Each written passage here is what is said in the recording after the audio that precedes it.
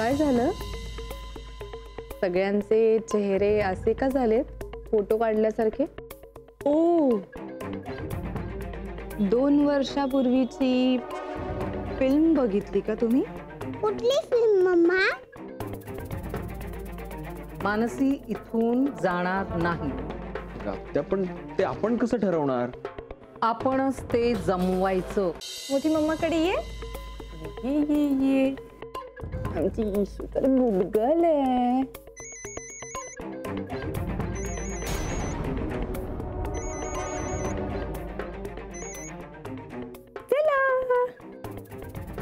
आपल्याला लवकरात लवकर पासवर्ड शोधला पाहिजे. उद्या सकाळी अगदी लवकरात लवकर बँकेत गेलं पाहिजे, नाही तर गडबड होईल. काही अजून इकडेच आहेस तू? गेली नाहीस म्हणून? निर्मला आत्या आणि सगळ्यांनी मला जाऊ नाही दिलं. मग थांबच आता. अचानक का मला थांबवतीये? माझ्यासाठी थांबायला नाही सांगते म्हणून, ईशासाठी सांगते. आणि ईशाला ना फक्त सांभाळायचं, तिच्यावर मालकी हक्क दाखवायचा नाही, कळलं? आणि येस, ईशाच्या बाबतीत जे लागू होतं ते विक्रांतच्या बाबतीत सुद्धा लागू होतं.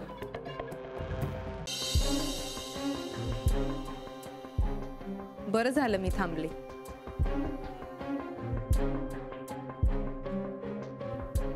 नाही म्हणजे आता सगळ्यांना ही गोष्ट क्लिअरच झाली असेल ना की त्या लॉकरमध्ये जे काही आहे ते ईशासाठी आणि ईशाच्या आईसाठी म्हणजेच माझ्यासाठी आहे.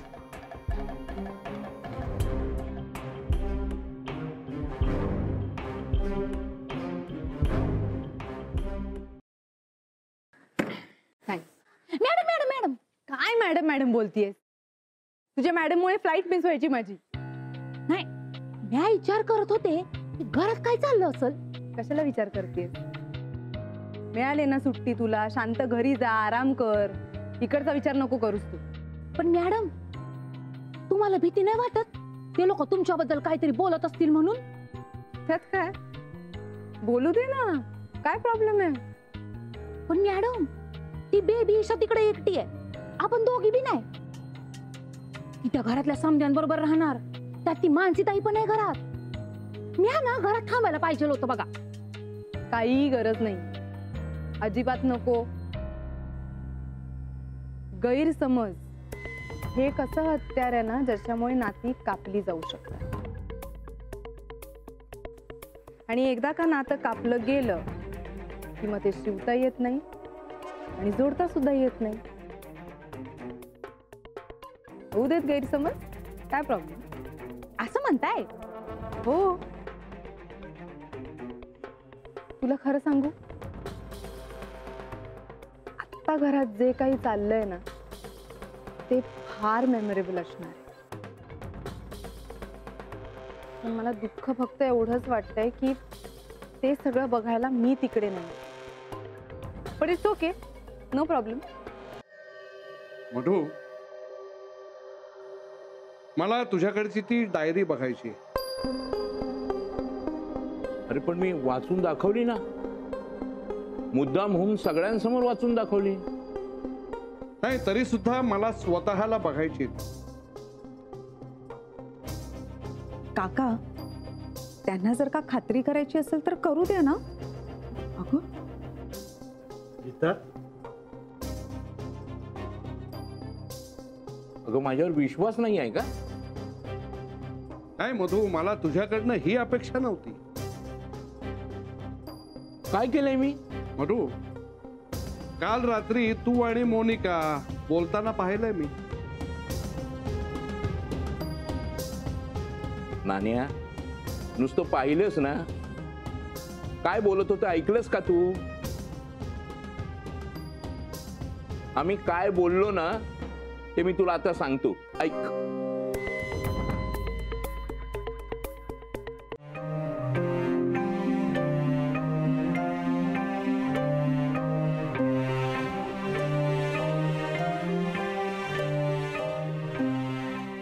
मधु काका,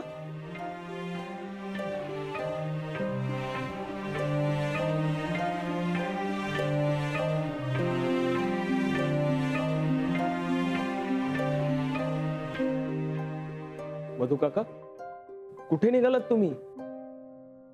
विक्रांत, मी गावी जातो परत. माईला सांगतो मला या सगळ्यातनं रिटायर्ड कर म्हणून.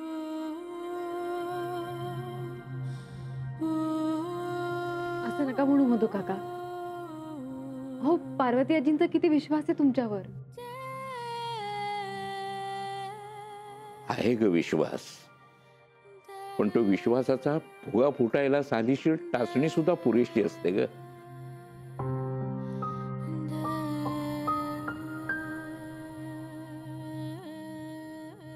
मधु काका, तुम्ही काहीही म्हणा, आम्ही तुम्हाला जाऊ देणार नाही.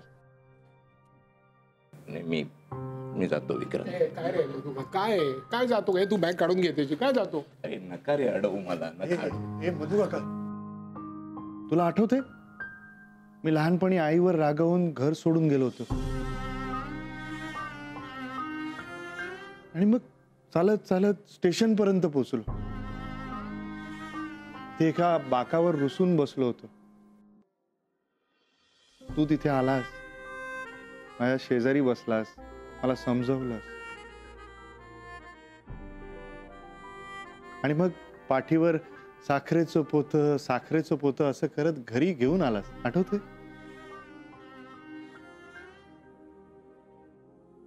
आठवतंय सगळं.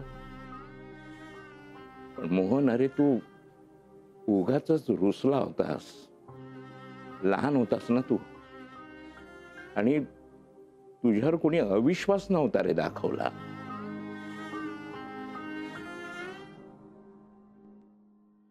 पण तरी सुद्धा मला बरं वाटावं म्हणून तू माझी माफी सुद्धा मागितली होतीस. मग आता नेमकं उलट होतंय असं समज.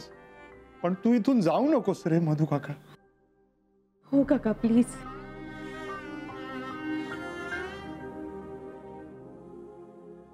तुम्ही कशाला माफी मागताय रे?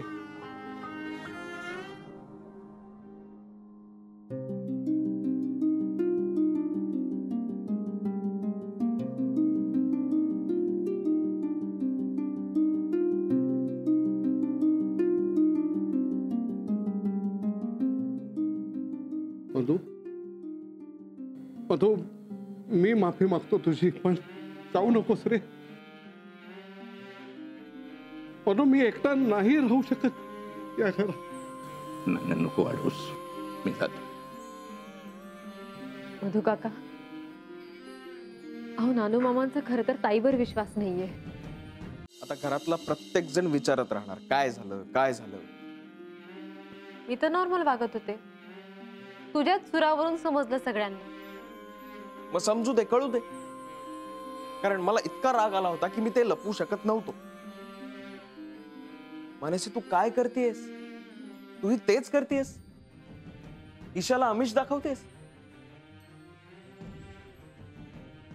आणि तुला काय वाटतं त्यामुळे ती तुझ्या जवळ येणार आहे?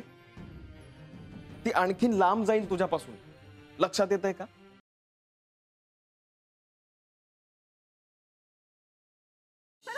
मग लग्नाची साखरपुड्याची एकत्रच तयारी करूया.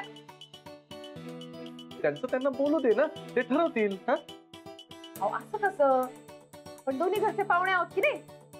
मग दोन्हीकडची तयारी जोरात झाली पाहिजे. शन्या, तू काही काळजीच करू नको. तुझी या सोसायटीतनं वाजत गाजत पाठवणी करते की नाही बघ.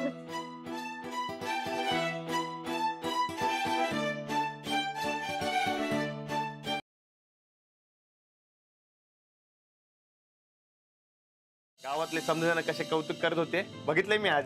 मला कुणीच माझं कौतुक करू नये असं वाटत होतं. जाऊबाईंना नाही आवडलं ते. तुम्ही घरात आल्या मिनिटाला वहिनीने त्यांचे थोरले पण तुम्हाला दिले. तुम्हाला आता ताप नका म्हणून घरची समधी जिम्मेदारी स्वतःवर घेतली. एवढा विश्वास आहे तुमचा तुमच्या वहिनींवर?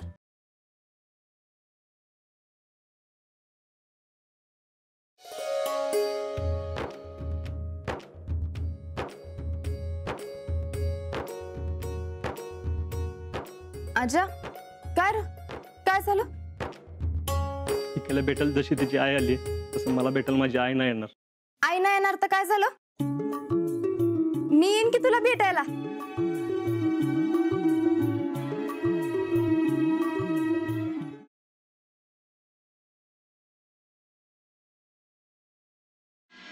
बार हमें माफ कर दो। हम वादा करते हैं आज के बाद बिना वजह तुम्हारी जिंदगी में दखल नहीं देंगे, तुम पर अपना कभी अधिकार नहीं जताएंगे। सच कह रहे मुन्ना, सिर्फ अपने कर्तव्य निभाएंगे।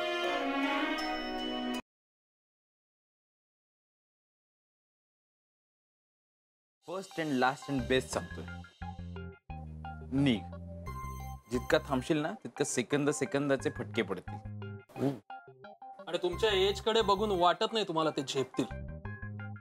उगाच आमच्या हॉटेलमध्ये खून खराबा कशाला नाही. निघणारच आहे, निघणार आहे. पण तुमचं हे खयाली पुलाव, हे काय चीज आहे ना, ते बघून निघणार.